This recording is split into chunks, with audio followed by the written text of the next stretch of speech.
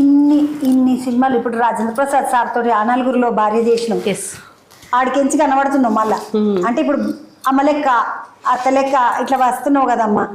నువ్వు హీరోయిన్ గా చేసిన దాన్ని ఇట్లా అత్త లెక్క చేసి అమ్మ లెక్క ఏ పని చేస్తారు ఏంటి అట్లా ఏమో అనిపించదా?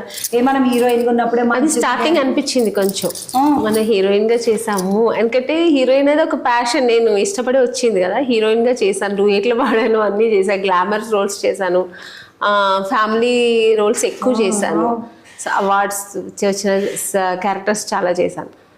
కానీ ఫస్ట్ టైం నేను మదర్ క్యారెక్టర్ కొంచెం ఫీల్ అయ్యాను, మనం అంతా చేసాం మళ్ళీ మదర్ చేస్తున్నామని. తర్వాత అనిపించలేదు, ఎందుకంటే యాక్సెప్ట్ చేయాలి, మన ఏజ్ ఒకటి యాక్సెప్ట్ చేయాలి. ట్రెండ్ కూడా మేమే హీరోయిన్గా ఉండలేం కదా, సైకిల్ మారుతుంది కదా. మా తర్వాత ఇంకో జనరేషన్ వస్తే వాళ్ళు హీరోయిన్గా చేస్తారు కదా. సో అప్పుడు మనం అమ్మ క్యారెక్టర్ చేయడానికి తప్పలేదు కదా. సో అలా అనుకుంటా.